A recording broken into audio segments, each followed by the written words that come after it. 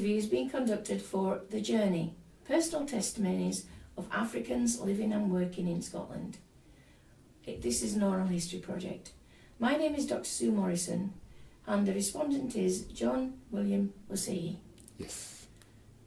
This is June 2022, and the interview is taking place at John Charity Studio, which is in Mulgai. Thank you very much for agreeing to be interviewed for the project, John. You're welcome. For the record, would you please confirm your name? Yeah, my name is John Williams Osehi. Thank you. I'm the president of Edo Community, Scotland. And I'm the president of Edo Community, Scotland, and we look forward to what we can achieve here in Scotland. Thank you. Thank you very much. Would you mind if I asked you what year you were born in? 1974. Thank you.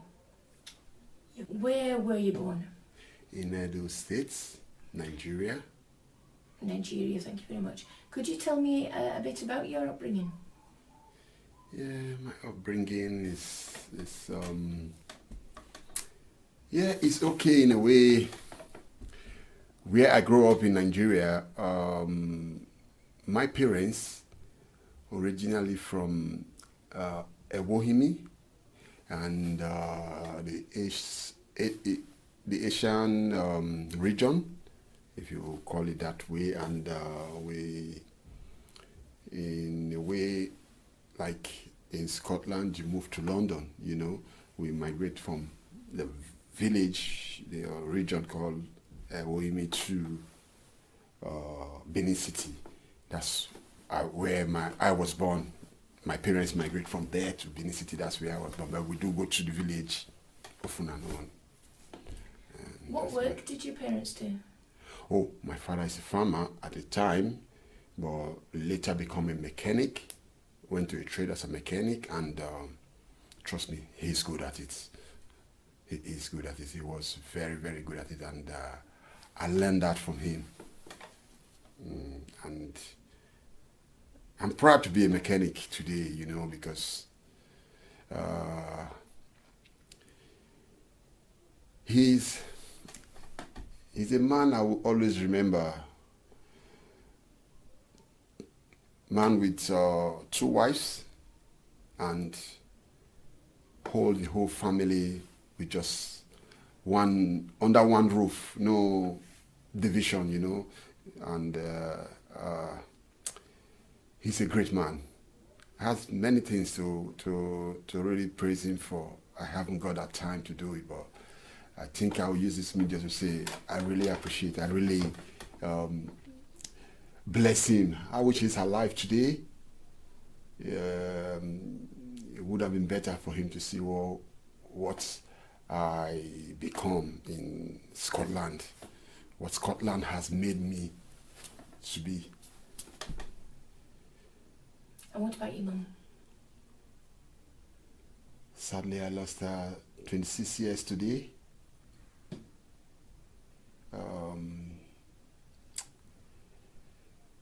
She's a great mother. She's the one after my heart. I will use that word, but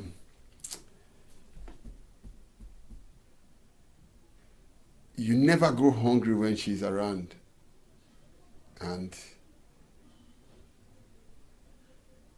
very hard-working woman and a housewife. We go to market with her after school, and she make me do things that today, when I look back, I'm proud. Like both of them, my mother, my father, my stepmom, they are all just too brilliant in my life. I don't know how. I'm looking for the word, but I can't get the word. But at the same time, I really praise them, because if not for them, today I would have not be who I am today. But the early start, you see, when you're growing up, family matters a lot. I see all those things like my daddy was stressing me, go to work, go and do this, go and do that. My mommy, you must go to school, you must do this. But I used to see it as a stress. But do you know today, when I look back, well, there are more things I could have said I wish I could do. I could turn the clock back to see them again, to tell them, thank you. Thank you. We used to go to our village once every year for like the New Yam Festival, the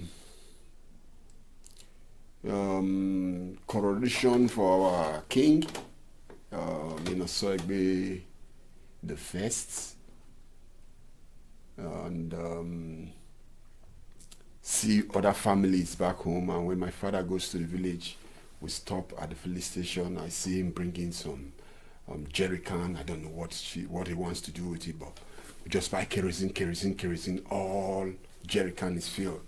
But we'll go home. I didn't take notes. Before I know it, went to this house, give them kerosene.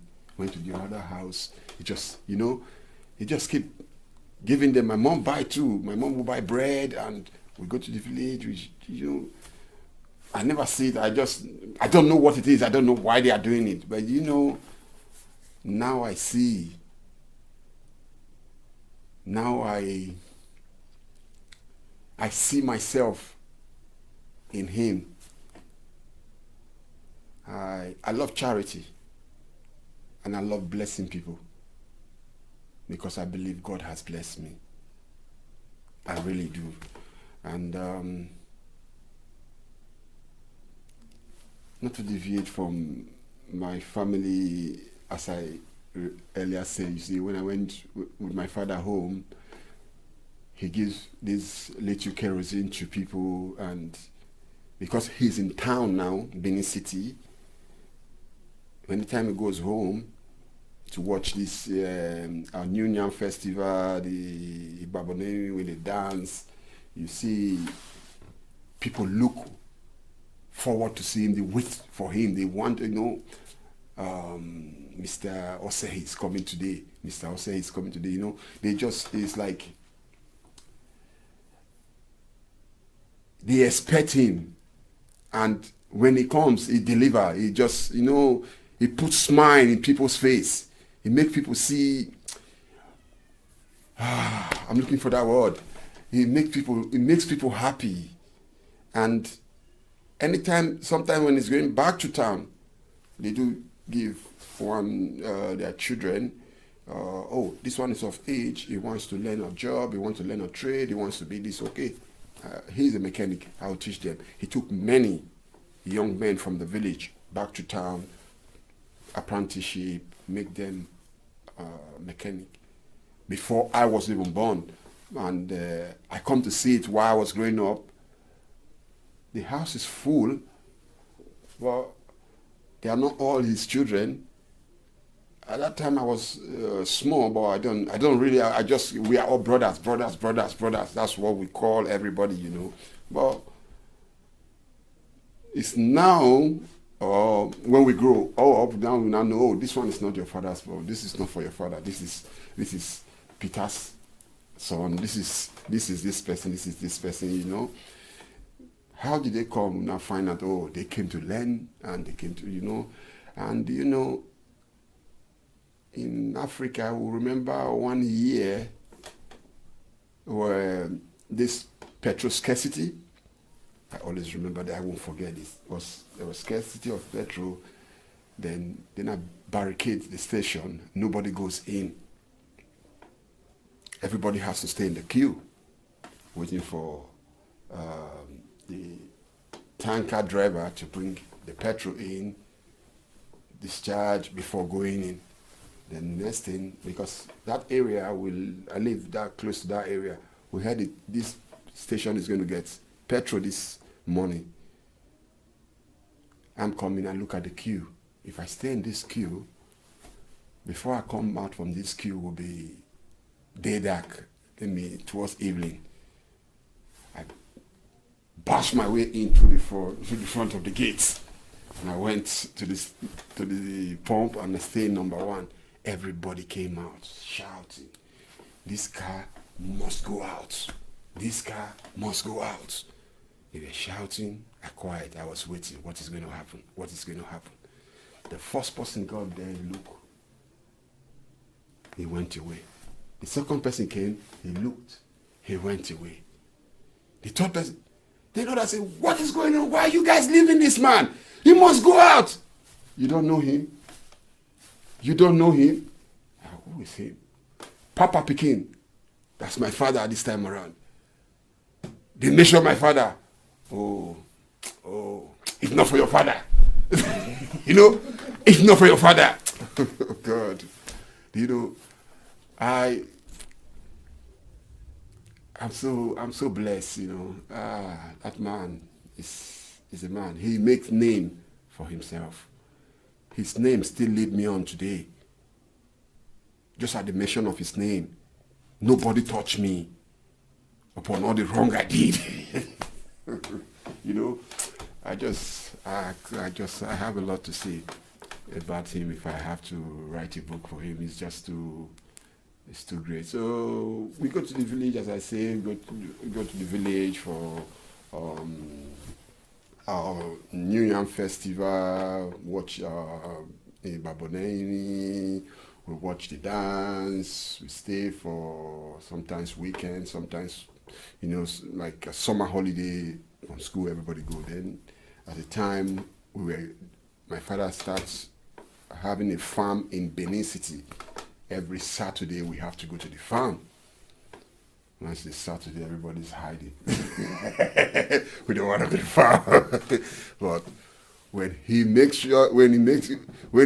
call out, anywhere you are hiding, you must come out. You must come out because if he catch you, you're in trouble. But he's still a lovely man, and he take care of us. He hold us as one. He died I lost my mommy first 1996, and my daddy 3 years after, 1999. After that, things were not really great, so we have to look for a way to go to Europe, But I was working, I was doing okay, but things later deteriorated that fast, because you have no support. The backbone is gone. Things just keep struggling, hardship. But at the end, I found myself in Europe. I came to UK. When I arrived in UK, at the beginning I could not speak English. I was sitting the telly like this. You listen to BBC News. Everything they say, I heard. And when I go to the streets, it's a different ball game. Fuck shit, what are these people saying? Excuse my French. I was going from, I was in Victoria Station, going to Hastings. I'm asking direction. The only thing I could hear underground, blue or black train. The rest, how did they get there? I don't know. I asked the first person the same accent. I asked the second person the same accent. I asked the third person. I said, man, they told me these people colonized my country, Nigeria. But I can't hear what they're saying. It was funny. It wasn't funny then. Now it's funny. It wasn't funny then because I couldn't hear nothing. But I later went to the information desk and put me down and he explained everything to me. I heard everything he said. I went there to Hastings. But it took me a couple of days before I started to understand, oh, these people are too fast. When I pick the first word, I'll pick the last word. I will assume what's in the middle. I just assume, I just paddle on. It was that serious. Then I said, no, this place is not for me. I have to go off north, you know. There's no much job here. My kind of job, you know, I like to do my mechanic job. The competition there is just much, and it kind of weigh on me that I can't get the place to hang. I said, okay, somebody give me idea. Go to Scotland. Scotland is good. Scotland is good. You can open a garage. You can do this. You can do that. I said, okay. And we move. I get to Scotland. We ghetto. What? I start again. This is start again. Wow. Okay. We'll get there. I've defeated the first hurdle. I'll defeat the second hurdle. Let's go. You're in the street. You know, the best bit is when I go home, I'm listening to the news. I hear everything. But when I'm in the street, it's a different ballgame. Okay. They speak. Sometimes I don't even hear. I just say, I just keep moving. But I don't know what they're saying. But it's okay. It's okay. We are going. We are moving. Well, later I found my friend doing this container of a thing. The loading container. We were loading, buying tellies. We buy tellies or refurbish it, put it in a container, send it back home, sell it, return the money, and life goes on. I say, wow, this is a business I like to do. And I'm a mechanic. I open a garage. I start to do this business. It takes me time to raise the fund to start it. I think then my visa is gone, and I have to secure my status again. So I got married. My Hungarian wife. So I got married, and wife is from Hungary. As a European, I have to get my 5-year stay and, you know, build my way in through. Well, all this process takes a little bit of time, but at the end, I said to myself, and I have my garage. I would say it's one of the biggest in Scotland today, and I do all sorts, recycling. The first time I went back home in Africa was 2007, 16 or 17. I have to check that. I think it's 16, I think it's 17. I went back home. You get there, you find your friends you grow up with. Some of them are down this way, while you are here. You look like, hold on a minute, what is going on? You know, some of my friends that came here, they don't want to associate with them because, you see, they find those ones being demanding, asking, help me. But, you know, there I come to remember my father, because I can't run away from you because you need. I could see my friends, some of them says, no, anytime you go around, it's just like a pest, like a lynch. You want. But what do you need to do? I start to help immediately. I just start, I don't know, and I find out when I give out, I get more. One way or the other, I don't know, it's just, I get more, and life just go on. Every year I go home, I have a charity I always go to. This motherless home. There's a baby I met there, some children I met there, it says the mother drop it at the gates, the other one, the policeman pick it from the streets, They brought it to their home and they're taking care of them every year. And though it's not much, other people are supporting anyway. So every year I go, I always go there, give them helping hands, buy some, being I do container, buy some clothes, push chairs, bouncy castle. I donate to them and they're happy, you know. And because of those ones, I just slowly, I found myself, if you go to my Facebook, every work I've done is there, you know. I found myself helping out in the way. There was a day I was coming from my house in Africa, where I live. I'm going to town.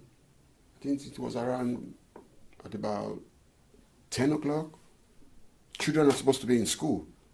I saw 5 of them in the street. Why are you not in school?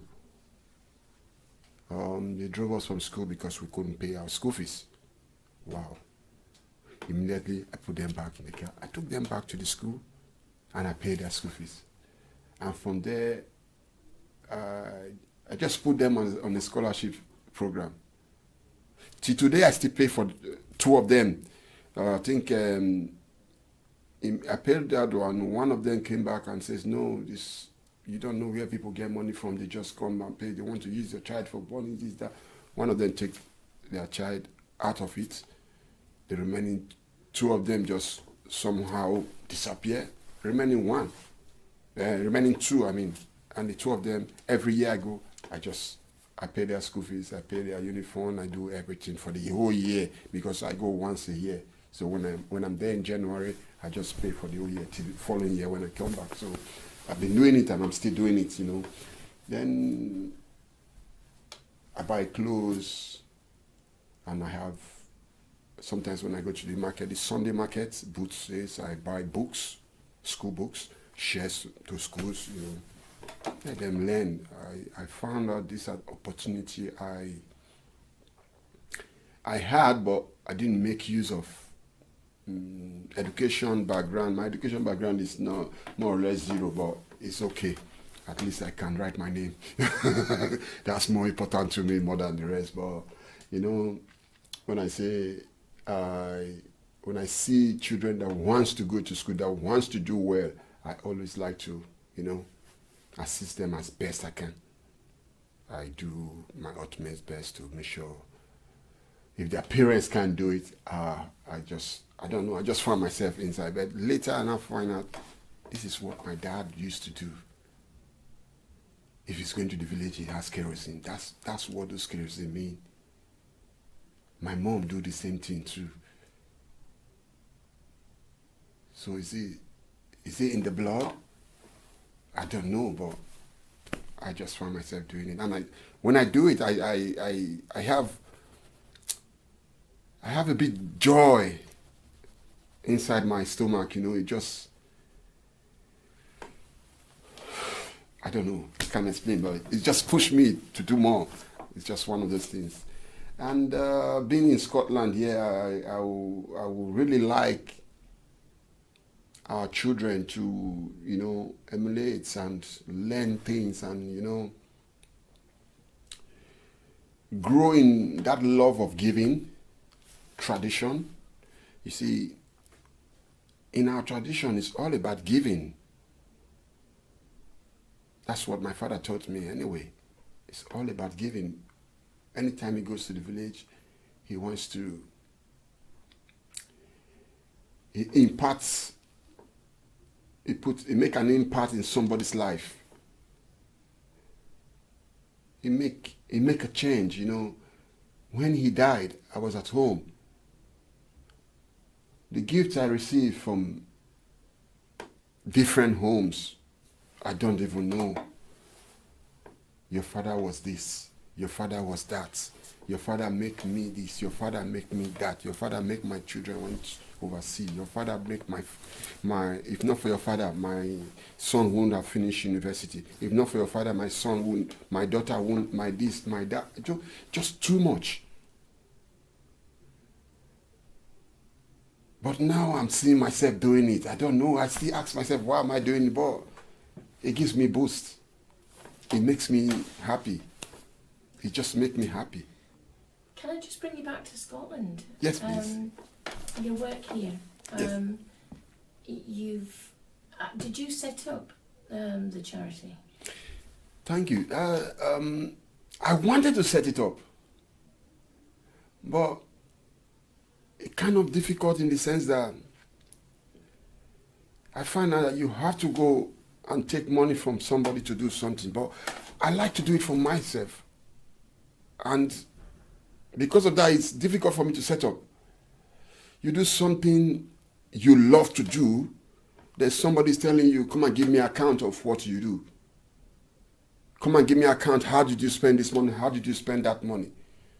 So I don't need your money. I want to do my own. Sorry,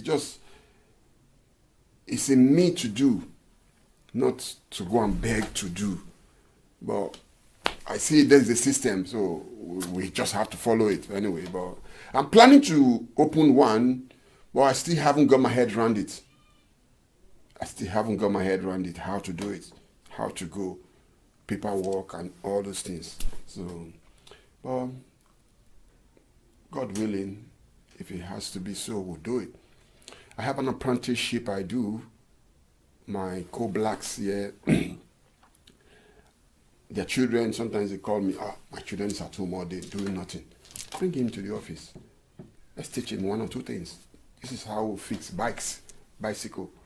You lose them, you take them apart, you couple them back. This is how we do cars. I learned that car from my father, and yes, I'm trying to deviate from it now because cars now are electrical and more complicated than it used to be. Before you dismantle it, you couple it back. I can drive a car from here to, say, London. It breaks down 2 or 3 times. I'll fix it on the way. But these cars we have now, if it breaks down, it breaks down. You can't do nothing. So it's kind of complicated and it's too technical now for me. I'm deviating out of it. But doing the other little stuff I can do, I train them to do little I can do. My son is with me all the time in the office, and he never know how to hold spanner. But today, if you give him a basket, he will set it apart and bring it back to life. You know, it's one of those great things I find myself just doing. And this is my Edo community. By next year, I'm trying to bring an awareness in the way of bringing our culture here in Scotland. New Yam Festival is supposed to be in October, November, if I'm not mistaken. Those are things I still need to find out, because you've been here so long, you forget so many things back home. So I need to reinvent those little things back home, back here, and make you not miss home. You do something that you normally do home, and our young ones now, none of them are even remembering how those culture come, how they go, where they go, you know. So in a way, I meet Josephine Oboh-Macleod, and we discuss about this Esan culture, you know, and she inspired me more. She bring me back to life. She's like, she draw me back home. Yes, these are things I'm overlooking. Yeah, we really need to bring it back to Scotland. We are living here now, so here we call home. We must make it home. If we have those things, our children knows about it, so that when they go home, it doesn't look new. It doesn't look. Hold on a minute. What is going on? What is going on? You know, they are fond of doing that thing. Daddy, what? It's not what. This is what we do. It's not what. This is what we do, you know. So I'm talking to my my community, and let's see how we can come together, bring the New Yam Festival to life here in Scotland, bring our Ibaboneni here in Scotland, and start from somewhere. Start from somewhere. We grow every year at least. I really want to see how I can do that, because I'm family oriented, or somehow do you put it? I really want to go back home. I want to see my culture growing in Scotland. How many people from the Edo community are you in touch with who live in Scotland? Yeah, a lot.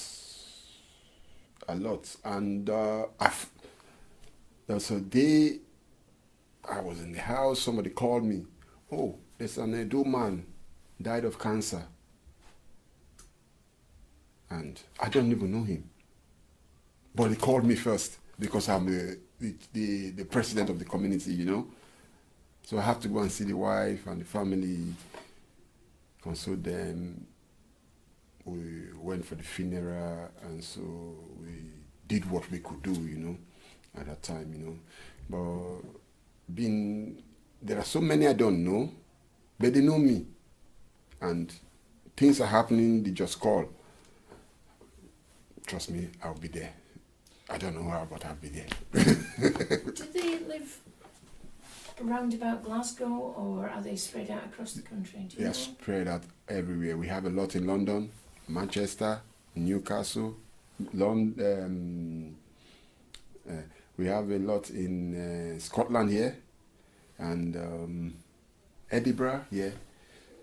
But in Scotland, in Glasgow here, I am the head of the community. But I think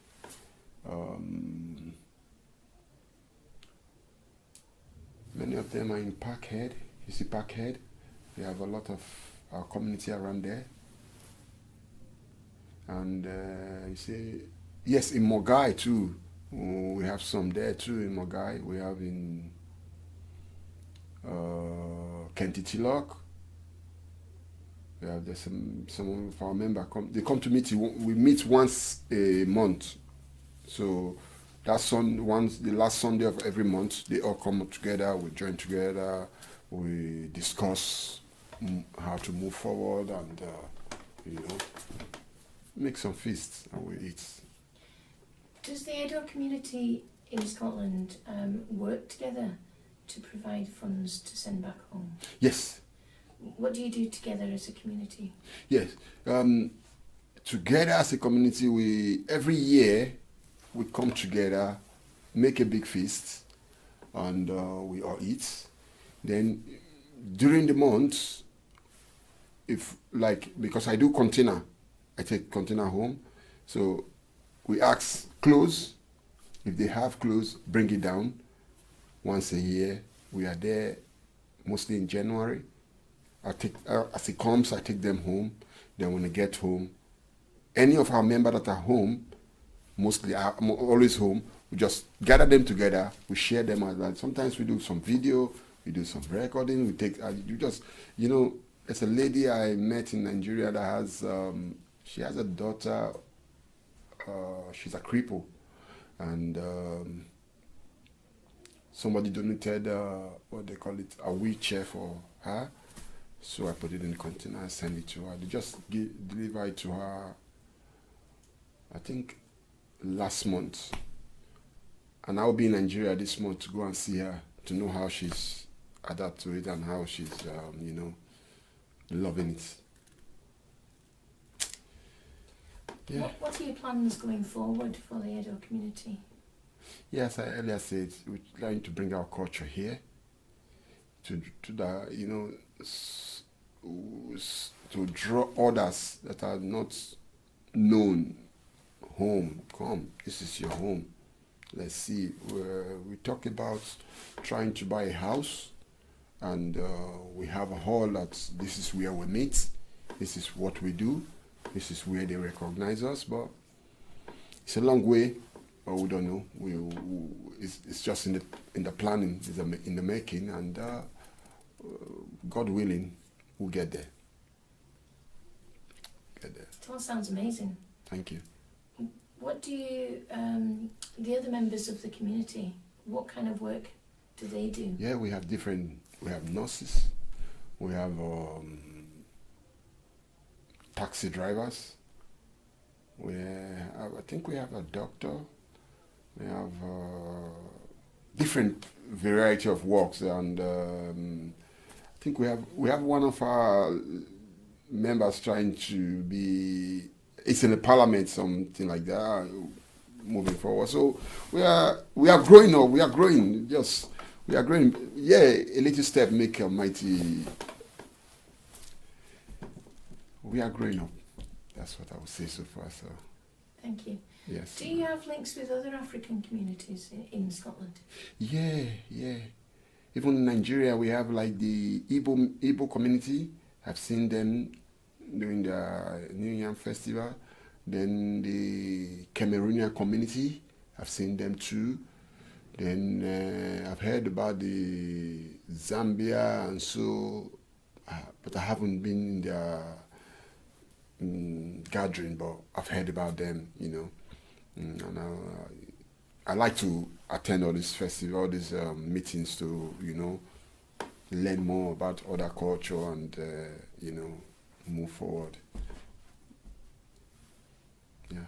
Thank you. Can I ask you, how do you feel about the relationship between Africans and Scots in Scotland? Do you think they get on well or not, or?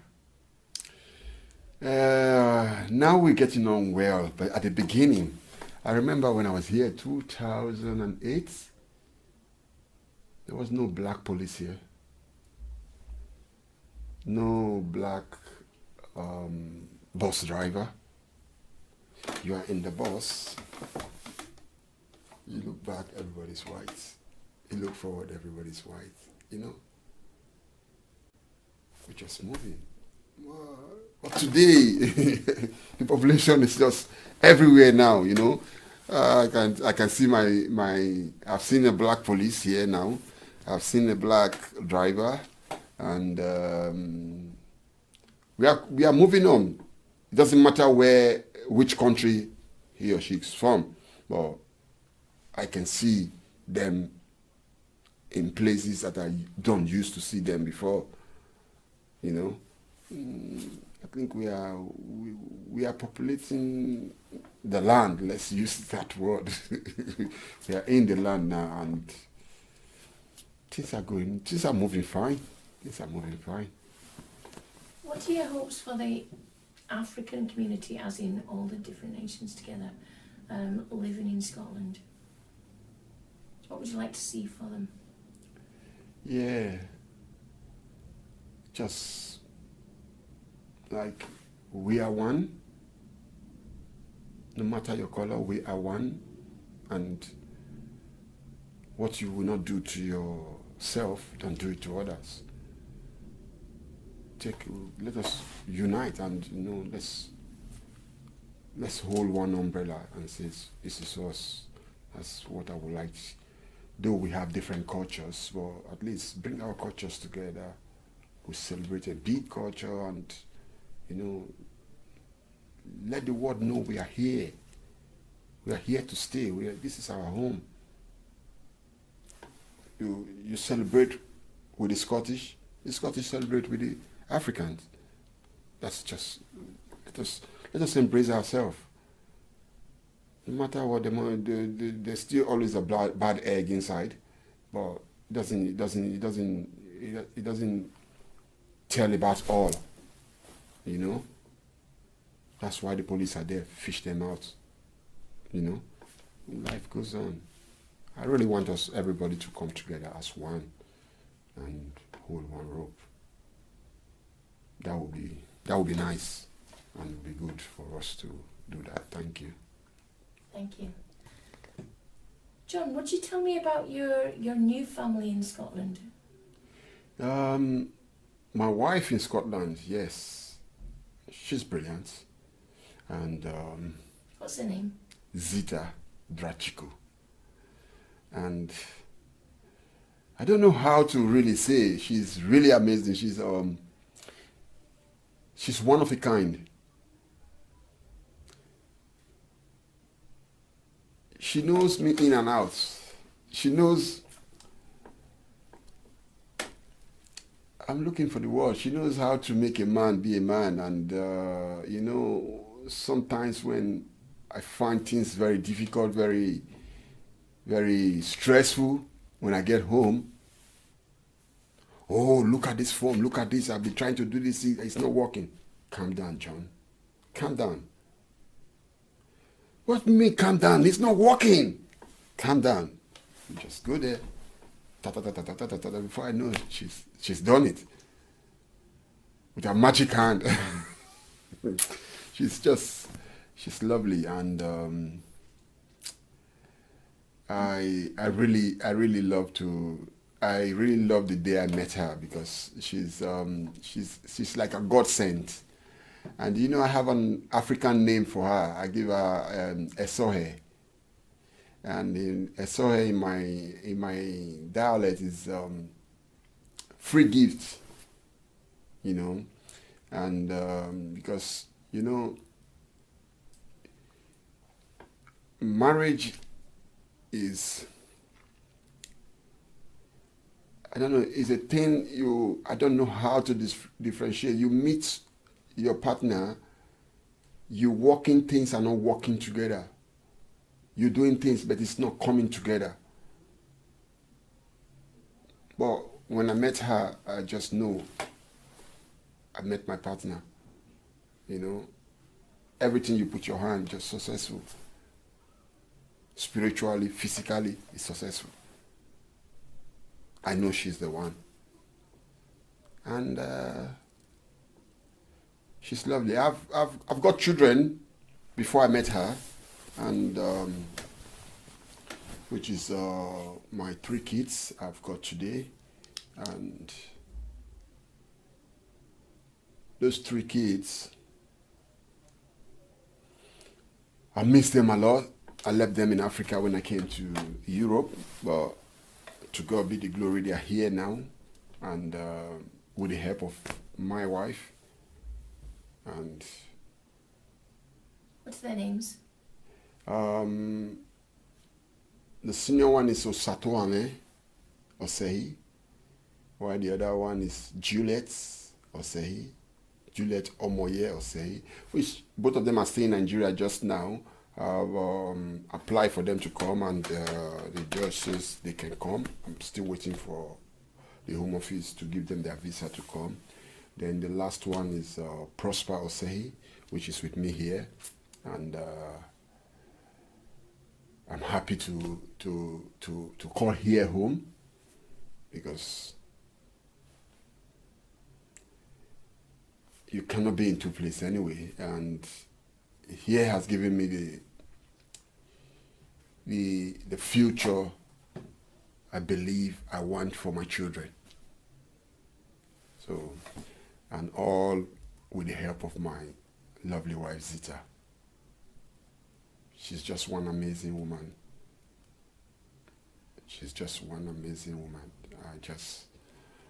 I don't know the word to qualify her. She's just too much. That's it. She's just too much. She's God sent, as I earlier say, free gift. Thank you.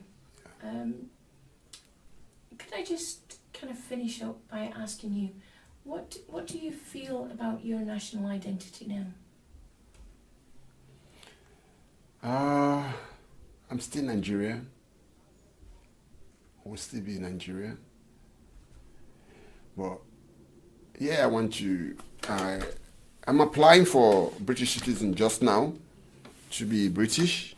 I never wanted to do that because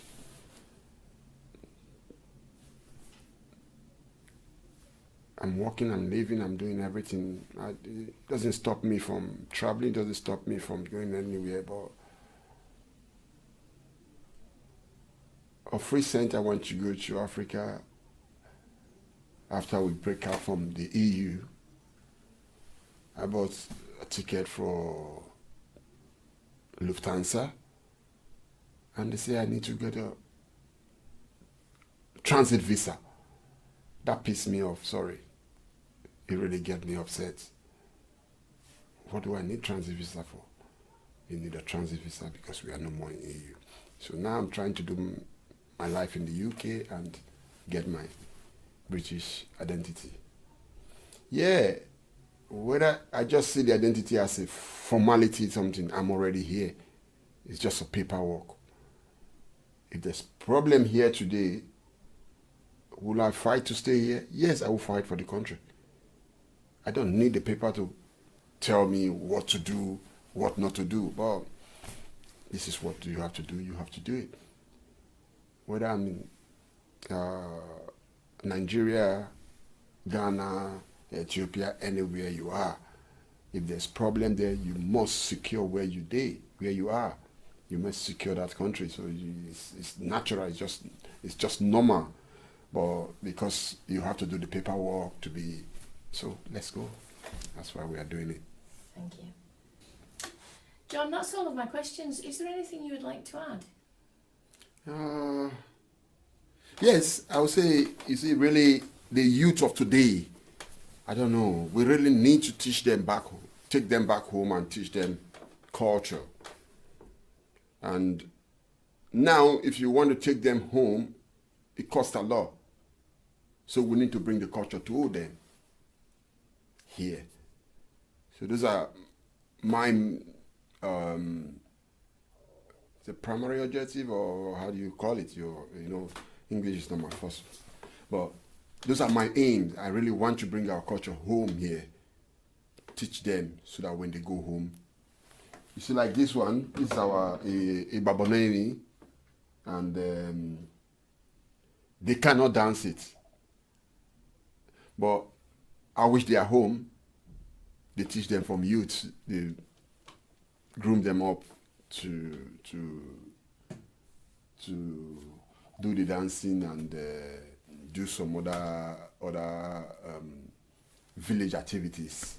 But I just pray they listen, because it's easier said than done. You want to bring it to them. They are not interested. They just want to be on the computer. Computer has taken a lot of their time, but we'll still do the best we can to, draw them home. What do you want to teach? What kind of values would you like to teach your young generation? Yeah, Nigeria's in general, Nigeria culture. Yeah, you see, here I see dad is smoking, mom is smoking, child or daughter smoking. You don't try that in where I come from. You don't try that. You don't do. Yes, really, freedom of this. No, you have to be of age to choose what you want, left or right. But at the moment you are not there, you're still under my roof, you listen to me. This is how we do it. This is how you grow. Say, teach the child how to grow, and when he grow old, he will not depart from it. So those are our values. We need to really put it to them and make them understand that you don't insult your elder at home or outside. You don't talk back at your elder when they talk to you. You don't disrespect. If though it's a day senior than you, you don't disrespect. So you just got to at least know your boundaries. Know your boundary, know what you are allowed to do and what you are not allowed to do. So we need to teach them those things and bring them up to speed. I was with some of my friends the other day. I heard the son is misbehaving, the daughter is misbehaving because, Daddy, I'm in UK. You can't touch me. Daddy, you can't touch me. If you do this, I'll call the police for you. And because of that one, parents are very scared to put their children upright. You want to use your heavy hand, the police. You want to, we don't want to use heavy hand, but you want to, talk to them, let them understand what you're talking about. They tell you, if you do this, I'll call the police on you. And the other bad thing I found out, the police believe the children more than you.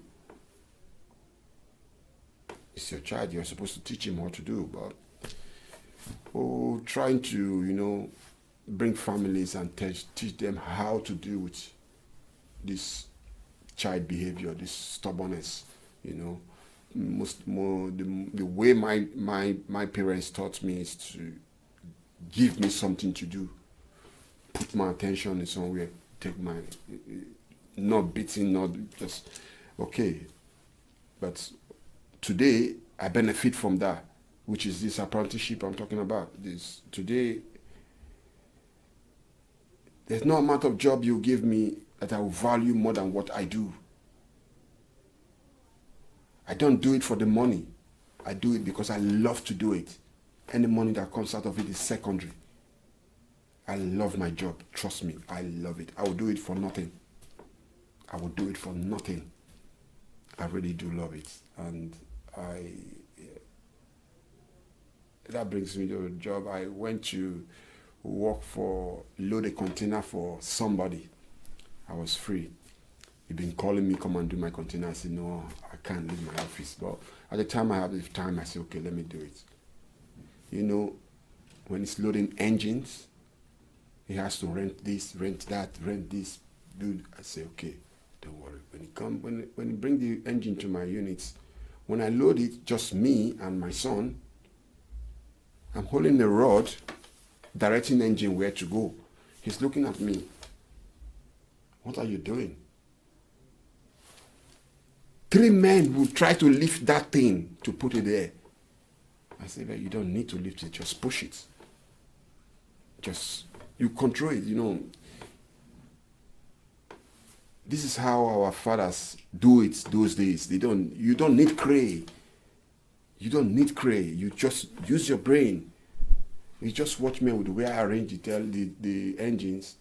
Container that he normally fill with, say, 100 engine. The container is full. I put 150 and there's still space. He's looking at me. How do you do it? I said, because this is what I do. I love to do it. Your money you bring in now is just secondary. It's not. If you don't pay me, I will still do it like this. Because it's what I enjoy doing it. I love to do it. I just can't see myself doing something else. That's just it. Since then, he never go anywhere. Every time he wants to load, he has to come to my unit. We must do it here. We must do it here because I enjoy it. When he gets to Africa, he wants to discharge the load. They are looking at this. This is Oyibo machine. They use machine to arrange. They use this. I say, well, tell them I did it. And he says when you tell them it's just one man that did this, they don't believe. It's just one of those things, I really feel blessed in this country in a way. When they say go to school, you have a certificate. I don't have a certificate, but I know what I do. You have a certificate that qualifies you to be an engineer, to be on this, to be this. But it's just, I love to teach boys, and I can see my boy doing very well. Doing very well. Though children will be children. They are still stubborn in their own way. As it's. Well, thank you very much, John. That's been lovely. Thank you. Thank you.